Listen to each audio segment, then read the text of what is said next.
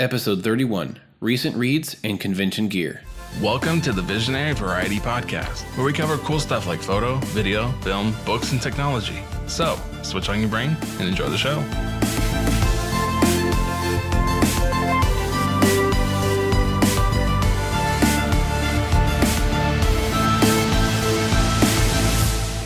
Hey guys, welcome to the Visionary Variety Podcast. This episode is a solo one with myself, Daniel Grove, and just me. This is a crazy busy week with San Japan Convention and other things going on. Just didn't quite have enough time to do a full group episode. So in this episode, I'm going to talk about two kind of random things, but if you're into either of them, I think this will be a great episode. First, I'm going to talk about some recent audiobooks that I listened to that I have loved, and I hope you guys will check them out if you're interested in them. And then secondly, I'm going to talk about my photography gear that I use at these conventions. And I think there will also be a lot of great information for photographers in general. Not just for cosplay photographers or, people that do what I do, but just in general, some really great tips, some things that I found to be mobile and portable, the gear that works best and why.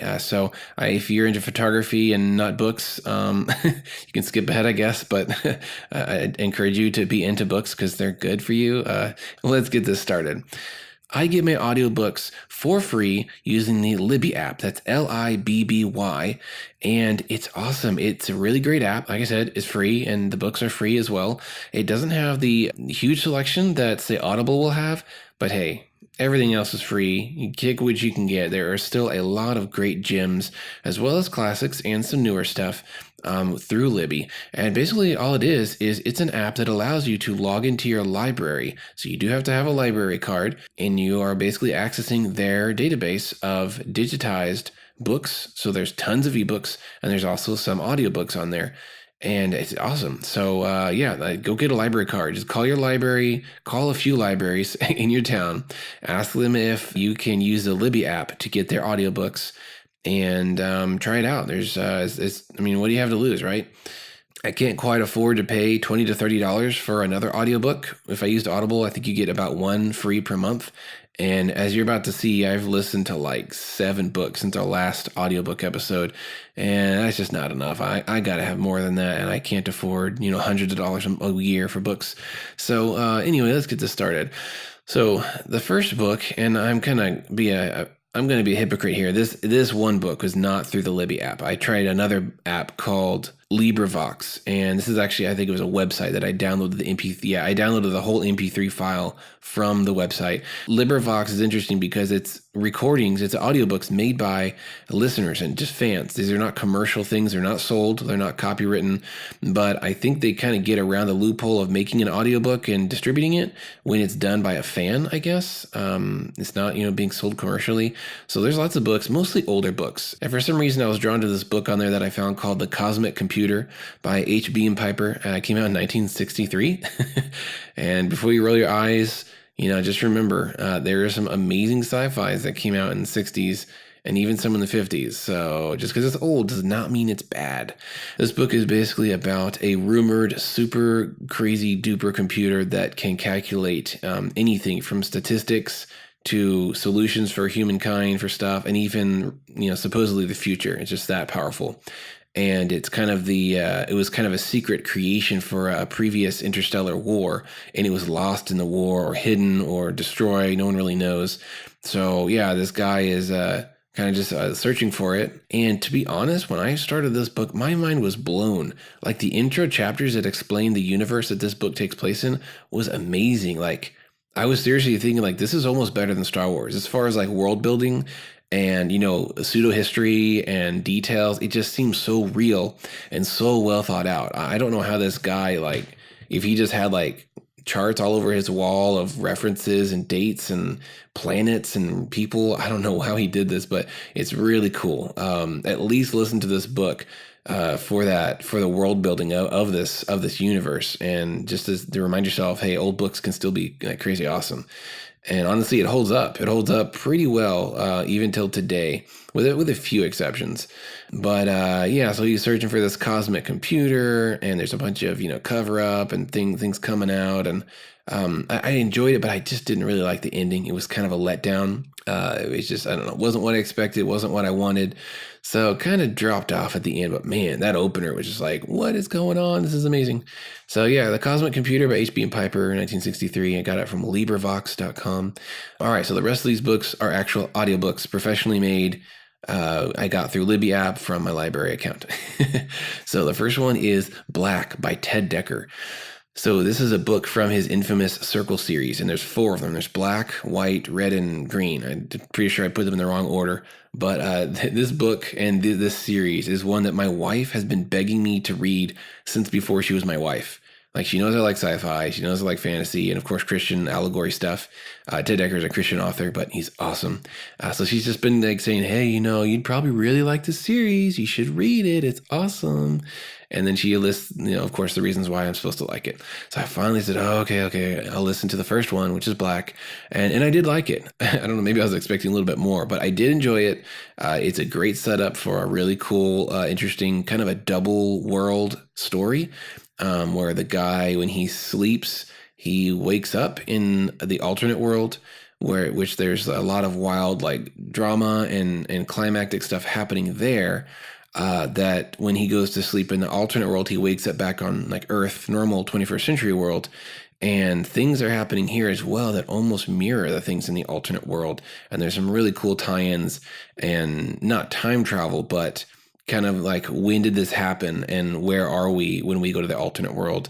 I love it. Ted Dekker is a phenomenal Christian author. He has a lot of really great stories and concepts and creativity. And honestly, I wish there were more of them. I wish there were more Ted Dekkers out there writing Christian fiction that is actually good and worth reading. So yeah, Black was good. I gave it maybe a 3.5 star. Maybe a 4-star. It's honestly been a little bit since I read it, so I've lost a little bit of the detail there. But yeah, so there's that. Next is Pushing Ice by Alistair Reynolds.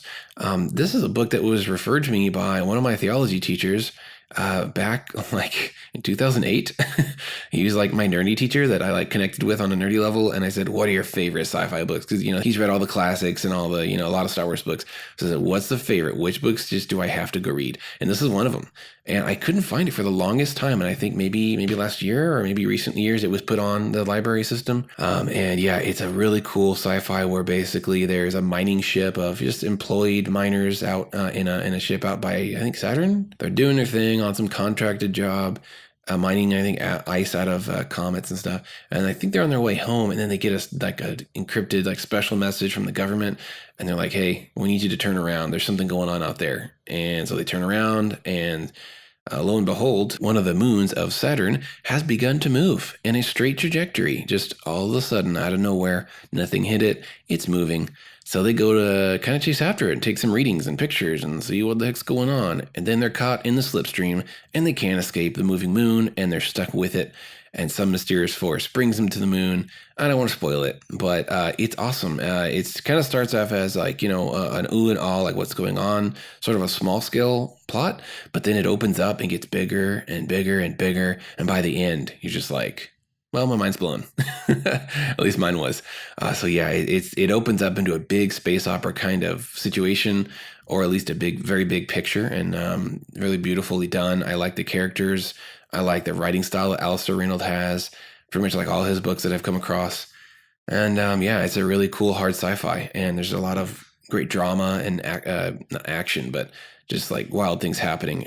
So I really like that. Next book on my list is Altered Carbon by Richard K. Morgan. You may recognize the name of that from Netflix because they recently did a very well done film adaptation, which is true. It's really true to the book in a lot of important areas. The areas where it varies is kind of like, oh, that's fine. It was the creative license. The show is well done. The ebook does have some very intense sexual scenes. So if that bothers you, if you don't want that in your mind, then definitely veer away from this. Yeah, and I kind of questioned myself if I should just stop reading, but I did want to finish the book for the story's sake, and because of Netflix had the show, and I really like reading books and then watching the movie or the show. I just like to see how creative minds, adapt things, and to see what I imagined in my head, how it turns out on screen. So yeah, there's that. But the story was really great. It did get a little convoluted, sort of around the middle or a little past the middle point, where I was just kind of like, who's that person's name? Where are we? And why is he here? But it kind of pulled back near the end. Maybe it was just my lazy listening while I drove, listening to the audiobooks. Maybe I kind of got a little distracted on a few points and sort of got lost. That happens sometimes if I don't focus enough. But yeah, great story. Really cool world. I really like this cyberpunk future. Basically, in this universe, people have a thing in their head called a stack, which is like a really, really high-end hard drive, to say the least. And it stores all of your memories. And one kind of school of philosophy, I think, basically says that like our memories make us who we are.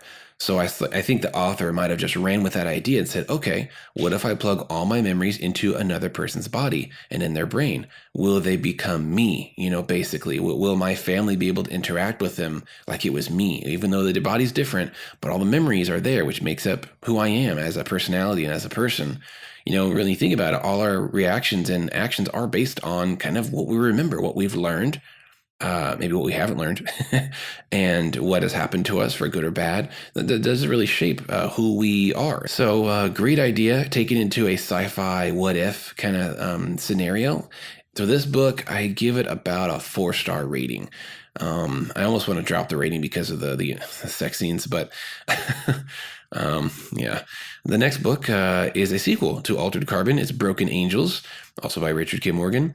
This takes place about 30 years after the first book, but because people have stacks, you can kind of be resurrected into another body. And in the meantime, your stack has been in storage. So you all that you are, kind of your soul, but your memories is stored in like a server somewhere. You don't really notice passage of time. So the 30 years doesn't really mean much in this story. It looks like this story is going to be a lot less sexual. I haven't finished it, so just FYI. Probably maybe, I don't know, a few hours in.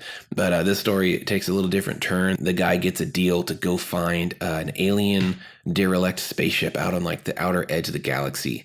And in this universe, there are traces of alien life, but they're all gone. They're just like the ships are left, and the ruins and the artifacts are left on Mars and through all the planets that we found. Sometimes they find alien artifacts, but we really don't know. They don't know a lot about these aliens, and they're trying to piece things together and figure it out. So they find a whole spaceship intact, which has never been found. And yeah, the guy gets hired. He's kind of like a gun for hire. He's an ex-military, like special ops sort of guy, with all the perfect skill set for everything, of course.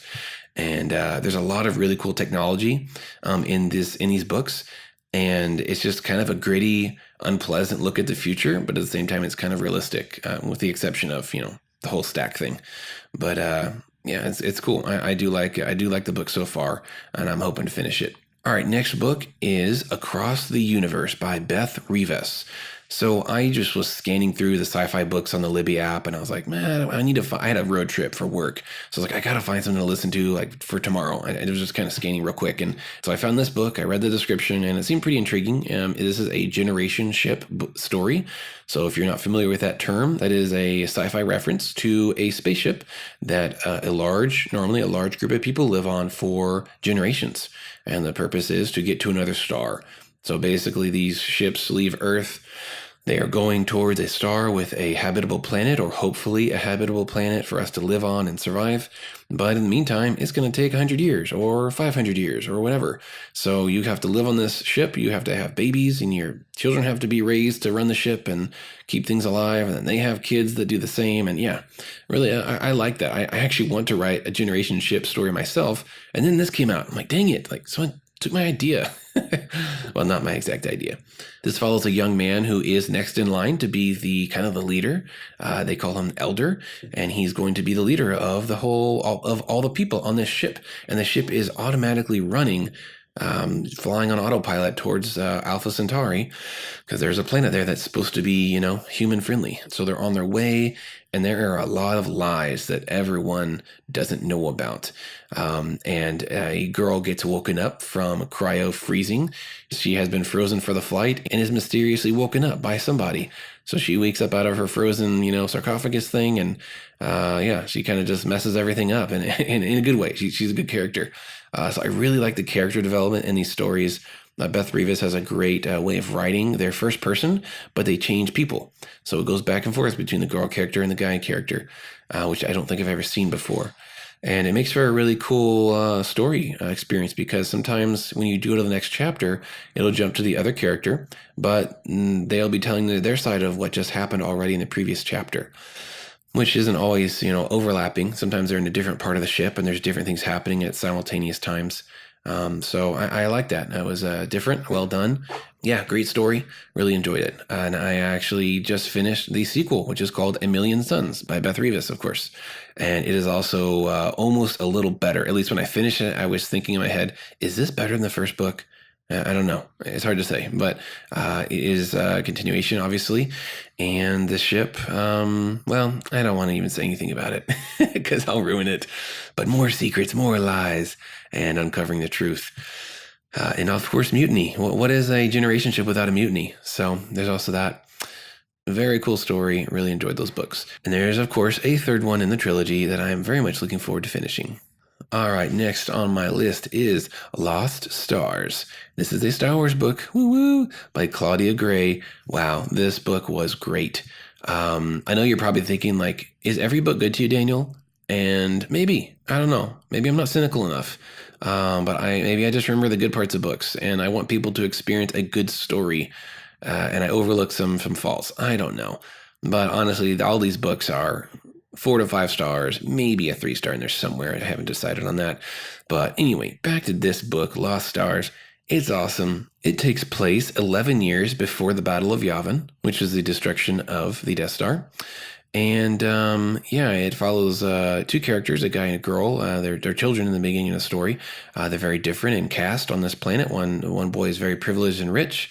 The other girl is very, not necessarily poor, but she lives in a rural community, which is a leftover people group from the very first colony attempt on this planet. So some cool little storytelling there with that planet. But both of these characters want to be pilots for the Empire. Yeah, you're probably thinking, oh, they're bad guys. No, they don't know any better. These kids are raised on this planet, which is run by the Empire, so that's all they know. And, they've bought into the system. They think that the Empire is good and there to help them. And so they would just want to join the military. That's all it is. And they want to fly some awesome ships and blow up some bad rebels. Yeah, very cool. I like that perspective. I've kind of been hoping to see the other side of the story, not to justify what the Empire has done, because they're always bad. Darth Vader is always a villain. I don't know why you buy your children lunchboxes with Darth Vader on them, but hey, who am I to say what villainous child killer you can put on your children's lunchbox, So the story follows these 2 characters as they grow up and pursue their dreams of being pilots, and they do get into the military, and they go through like training academy for pilots, which is a really cool kind of experience, seeing sort of the inside of the Empire and how things work versus how the rebels do things. And eventually they end up on opposite sides of the war after some separation. And it makes for some really great tension and storytelling, having 2 people in love with each other. One is on the good guy's side and one's on the bad guy's side. And for all you Star Wars fans out there, I'm going to make you want to read this book by saying 2 words. You ready? 2 words. You're going to want to read this book. Here it is. Raise parents. Boom. You didn't hear it, but I just dropped a mic. And go get that book. It's worth a listen to, worth a reading, and raise parents. Need I say more? All right, 3 more books here. Sunstorm, I just finished this last week, and wow, this was an intense and awesome sequel to the first book, which was Time's Eye. Both these books are written by the infamous Arthur C. Clarke, also Stephen Baxter, who I really enjoy. Him and Alistair Reynolds are just like blowing it out of the water with the sci-fi this decade. Definitely check them out. So anyway, this is Sunstorm is the second book in the trilogy, and I think there might be a 4th book coming out. That'd be awesome. So in this book, there is a brilliant mathematician who has noticed something strange about the sun, and he is able to do some very advanced predictions with some math and physics, and he can see a massive solar flare coming that's pretty much going to wipe out the Earth. No, it is going to wipe out the Earth utterly and cook us like a fried chicken, and there's no hope of survival. Or is there? So they put all their smart brains together on the moon. A bunch of scientists are brainstorming, thinking like, what are we going to do? How are we going to survive? Can we dig underground? No, that's not going to do much. Can we leave the planet? We don't have anywhere to go. So they make a shield out in space to protect us from the solar flare and radiation. And it's just great. There's artificial intelligence, 3 of them actually in this story. There is some really cool character building, some good family stuff going on, some pseudoscience, which is enjoyable, and it doesn't really take me out of the story too much. And there's also a bigger picture going on, which if you read Time's Eye, which is also an amazing novel, you'll know that there are aliens involved in this somehow, far, far away, and they're not very nice. But if you've ever killed a cockroach because you don't like cockroaches, maybe you can sympathize with these aliens. I don't know. But check this book out. It was fun. It was well done. Next is American Gods. I didn't watch the TV show, but I was curious about the premise, and I checked it out. And it seemed like an interesting kind of spin on deities and supernatural and, religious beliefs and myth. So I said, hey, I'll check out the book. The book's probably better than the show. So it pretty much always is. I got to think about halfway through, and then the book expired. I didn't renew it. I didn't listen to it fast enough, but it was really, really cool. It's not sci-fi, but it's also not fantasy. Don't really know what it would be considered. I don't read enough books like this to even know what to call it, but it is by Neil Gaiman, and really well written. I like the characters. I like how he describes things. There's a few flaws with the main character that I don't quite understand. That I'm just like, that's not really realistic or believable. Like, why is he not acting this way when this thing happens? But that's neither here nor there. If you read it, maybe you'll know and understand what I'm talking about. But yeah, this dude gets kind of brought into this business partnership, or maybe a bodyguard partnership type deal with this older mysterious man. And as things unravel, you kind of realize who all these various characters really are, and they're much more than you may think at first. So a very cool book. If you like that kind of stuff, check it out. The last book is The Book of Strange New Things. And this is by Michael Faber, I don't know. So I also haven't finished this book. I think I'm like 80% through with it, but it expired too, so I need to check it out again. when you get these audiobooks, it's just like the library. I think you have it for 3 weeks or 2 weeks. And the last like 2 or 3 days, you can renew it to keep it longer. But if you don't, you lose it, and you got to check it out again and wait in line for it, just like you would at the library. So yeah, this book is about a Christian missionary who leaves his wife. Well, he doesn't leave her, but he leaves Earth, and his wife is still on Earth. They're still married. He leaves the Earth and his life behind to go to a distant planet and minister as a missionary to aliens and to share the gospel with them, which I have always wondered, what would that be like? What if we go to a planet, or what if we encounter aliens and someone on the religious side says, hey, like, do you guys have like a God? Do you guys like worship anything? And they're like, oh yeah, the God, Jesus. What would happen to the Earth society and religious beliefs if we find aliens out there that are Christians already? That would just blow our minds.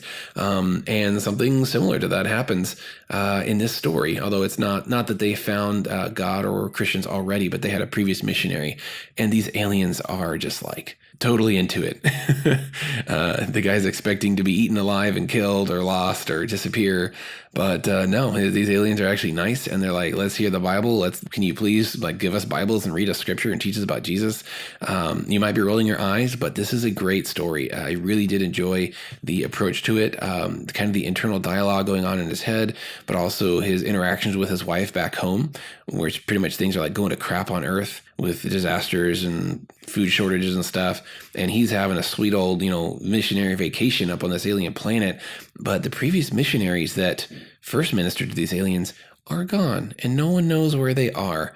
So I'm just waiting for something crazy to come out of the woodwork. And it hasn't yet, but I'm getting there. The narrator for this book is really good. I think he's British or English. I can't tell the difference in the accent, because that seems how he talks naturally. But when he does the other voices, like, they are spot on. Like, he does an African American guy. He does, American accents. He does different female and male. Like, he just rocking it. I love these narrators when they do a good job with the voices. It makes it a little more, a little more involving, especially the Star Wars books done by Mark Thompson. I mean, we've probably said it at least 3 episodes in the past, but that guy does every Star Wars voice like 100% perfect, and it's fun to listen to. It's like a movie. So yeah, this guy does a great job with the voices, of course, and good fun book. Even if you're not a Christian, I do advise checking it out. They actually do. I don't know if the author is Christian. I'm honestly very curious about that, because he does a really good, fair, take on Christianity. And I haven't really hit any issues where I'm like, okay, this is like that's not right, or that Christians wouldn't do that, or that's not in the Bible. Sometimes I'll hit that, when secular authors try to include religion or a Christian character, and things just are a little wacky. Like, that's not the case here. This is a good, like, solid Christian who deals with real issues, and he's doing his best. And yeah, so anyway, a good fair shake to Christianity so far that I've listened to. Well, that is it for the audiobook section. Let's move on to the photography stuff. So today, this is a Friday that I'm recording this, and I just did San Japan, my first day of shooting. I did about 10 or 11 photo shoots, and it went pretty well. It was really humid and not windy in the early morning. I started at 8 a.m. My first shoot, and man, I was just pressing the button on my camera and I was sweating. I feel like when it's like that high of humidity and that like no wind and a little bit of heat, it just like sucks the sweat right out of your pores. So I was dripping within like 10, 15 minutes. And I sweat. I'm like a professional sweater, but it was pretty nasty, but it got better throughout the day. So enough about weather. I did a bunch of shoots, and I have done this for, I think, 3 years now. My very first convention was in 2015, I think, or maybe 2016. And so what I do with the major conventions here in San Antonio, which would be PAX South, Alamo City Comic-Con, and San Japan, is I schedule shoots ahead of time, and I do them all back to back. So each photo shoot is 20 minutes within a 30-minute window. So I have 10-minute leeway in the end to get to my next spot. And I plan where we're going to meet for the photo shoot. I even plan out poses. If you've seen it online, I have some on my Instagram and I think Facebook. You can kind of see my pre-planning, which really helps with shoots in general, but also these cosplay shoots especially. Over the years doing so many of these conventions, I've kind of figured out what works best for me in terms of what gear to bring and what gear not to bring. I want to stay lightweight. I want to be portable, but I also want to get the best photos possible with the gear that I have. So here's what I use. First, let's talk about lenses. I own 3 lenses. I have a 50 millimeter, I have a 16 to 35, and I have a 100 millimeter. So that covers a good range, kind of from the very wide angle, almost fisheye, all the way up to like zoomed in crazy close to your eyeball, or taking pictures of wedding rings, macros as they're called. So I have 3 lenses, and I did bring all 3 of them for 1 or 2 of them, but I realized like at one convention, I never once even touched my 100 millimeter lens. So after that point, I'm like, you know what? I'm good without a zoom. I don't really want to zoom in close. I'm already close up with these people, and I'm shooting them on purpose. I'm not like shooting people from afar without their knowledge. So I never use my 100 millimeter. So I don't use that, but I do bring my 50 millimeter, which is very lightweight, and my 16 to 35 2.8. And I'm shooting. These are all Canon equipment, by the way. I use Pearstone pouches. These are used to carry my stuff on my belt. So this is basically a Velcro strap that goes around your belt, and it has a pouch on it with a zipper that I don't use. But they fit all my lenses. They fit my 100 millimeter, and they even fit my big, chunky, wide 16 to 35. And I can fit a speed light in them, a water bottle, cards, you name it. I can pretty much put it in my pouches, and they're not super huge. They're very lightweight, and they're padded. So they're $14 each. And let me tell you, these are like awesome. I don't bring my camera bag. When I do photo shoots, I leave my bag in my car because I have my gear on me. I have my 1 lens on my camera, and I have my 2 other lenses on my waist. And if I need a second flash, I'll have that in a pouch on my waist, on my belt as well. And, whip it out when I need it. It's great for photo shoots. There was actually a bunch of rules implemented at, I think it was San Japan last year, where they did not allow any bags in the convention. Like even a mother got stopped with a baby bag, like a diaper bag. They wouldn't let her in with it, which is pretty crazy. I was lucky enough to have figured this out or ahead of time, and I walked right in. They actually thought my light stand was a weapon. They thought it was like, they thought I was cosplaying as somebody. And they said, hey, we need to check your weapon in at the weapons check table. And I said, oh, no, this is a light stand. I'm a photographer. And they kind of laughed. But no problem. No bag, no problem. And it's lightweight. I'm not lugging something around on my shoulder, which is great. So Pearstone pouches and the 50 millimeter with a 1635 is great for conventions, whether you're inside or outside. They work really good. As far as batteries, I used to use in-loop batteries, which are nice and a little pricey. And then I discovered online through some research that Amazon Basics rechargeable batteries are literally the same as in-loops. Like the core, the actual battery itself comes from the same factory, and they just put a different graphic on the outside. One goes to in-a-loop company, one goes to Amazon. It's kind of sleazy, honestly. I don't know how that stuff works, but it does. And the Amazon Basics are much cheaper. So I've got 16 of those and a big 16-row charger that charges them all up at once. These are great because I'm not buying batteries every time.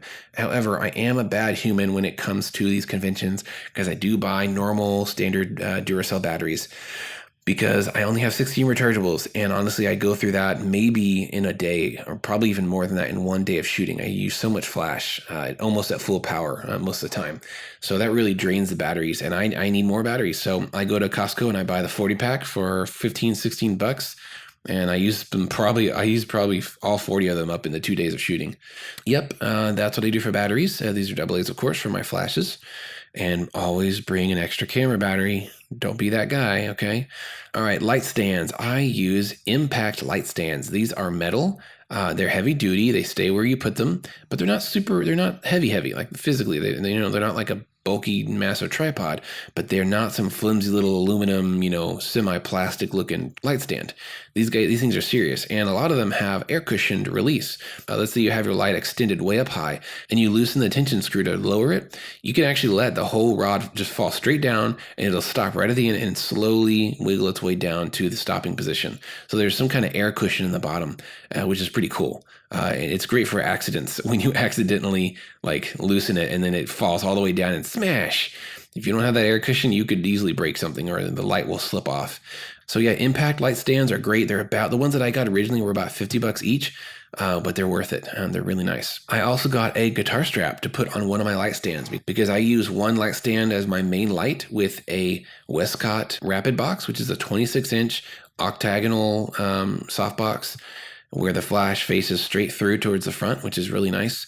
So I have this diffuser, which looks kind of like a octagonal umbrella up on my light stand. And, that was my main light. For a few cons, that's all I brought.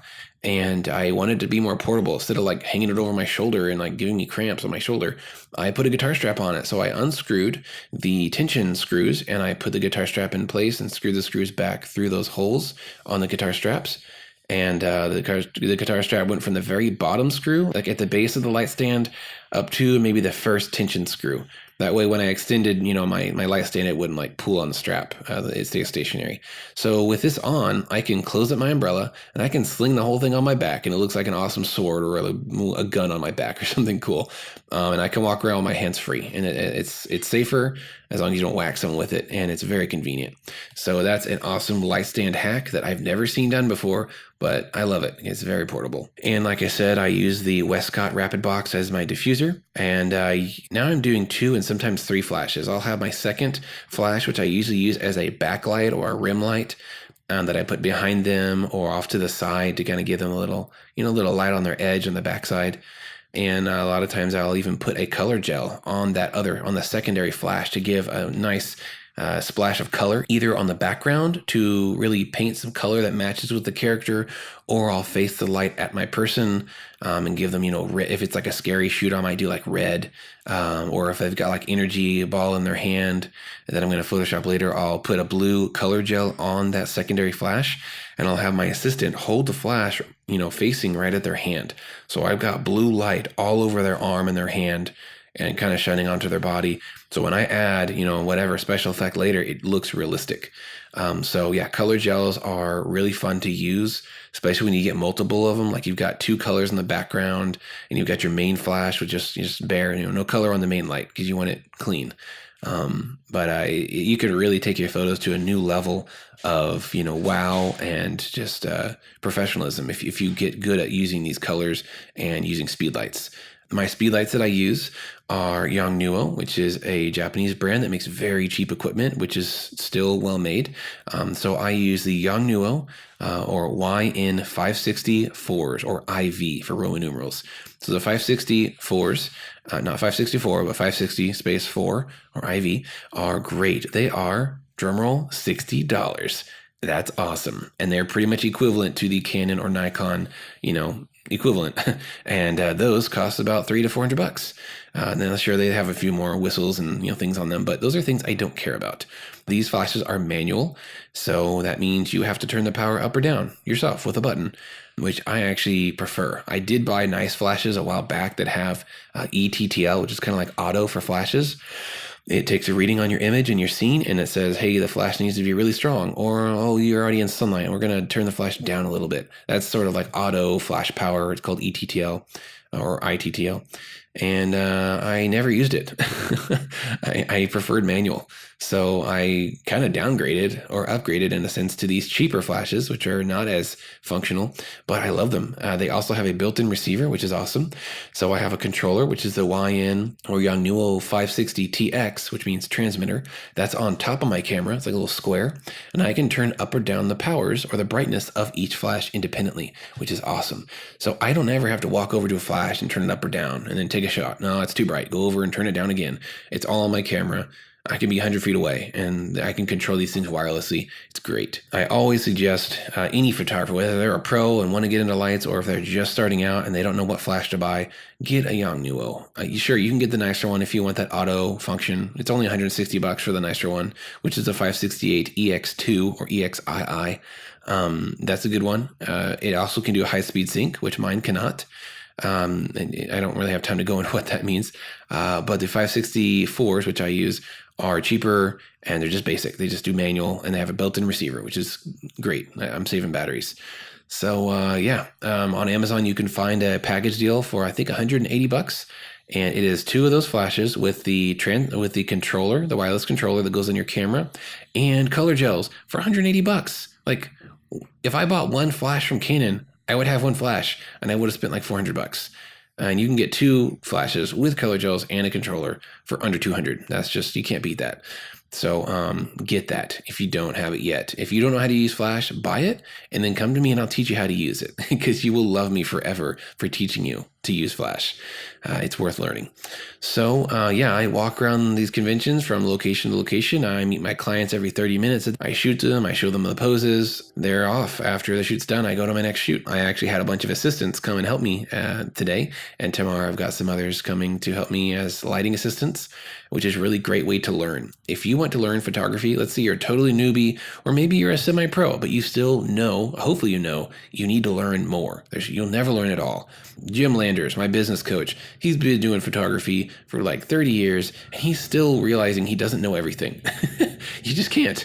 And if you do, then you can always get better at whatever you're doing. All that to say, there's always more to learn. And if you want to learn quickly and efficiently and have fun, I highly suggest finding a mentor and also shadowing people or assisting at photo shoots. This doesn't mean you're taking pictures. Maybe they need that, maybe. But the better thing to do is just to be in the background, watching, listening, paying close attention to how the photographer runs a shoot. How do they pose people? How do they encourage? How do they interact with the client? And how do they take the pictures that they take? So I suggest finding a photographer that you like their work. A lot of people like my work and they want to learn how, not necessarily they want to do what I do, but they want to see how I'm working and how I am creating these things. So they come and move lights around for me and I tell them, move the light there, put the blue colored gel on that light. Can you, move their hair out of their face, little things. But all the while they're able to observe and watch how I do stuff. And it's a great learning opportunity. So if you want to learn, find someone that is good, that you like their style and that you get along with, and shadow them, assist them. Just say, hey, I want to learn, but I also would love to help you. Can we do that as a trade? Because it's a great deal. Honestly, if I had done this when I was a newbie, I would have learned what took me about 8 years. I would have learned it in a year. And I'm kicking myself. I could have been I don't know how good I would have been now if I had learned faster back in, 2008 through 2012, 13, 14, when I was trying as hard as I could to learn, but I didn't know how to learn. I didn't know who to teach me. I didn't know what questions to ask or where to ask questions until I finally found, mentors and photography Facebook groups, which just blew my mind. And I learned, so much more. And also becoming friends with photographers and not seeing them as competition is really key to growing as a photographer. So, wow, that was a lot of information. But I hope someone out there is just inspired and informed on something that they have been wanting to understand. So that's it for this episode. Thank you guys so much for listening. We would love it if you guys went on iTunes and gave us a review of this podcast. We also love to hear back from our listeners. You can do that in any number of ways by commenting our social media posts, such as our Facebook page for the podcast, or emailing us at tvvpodcast gmail.com. Let us know what you thought about the episode. Let us know if you have a favorite episode, if you have a least favorite episode, if you have ideas for future episodes. Hey, we're open to ideas, and let us know what you'd love to hear. Well, thank you guys for listening. Y'all have a great week.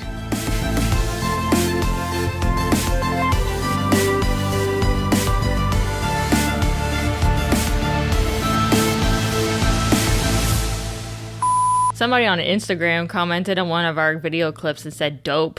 That's it. It's funny. No thanks. I'm drug free. Oh my gosh. We are a dope free zone. I don't freak the heck around with dope.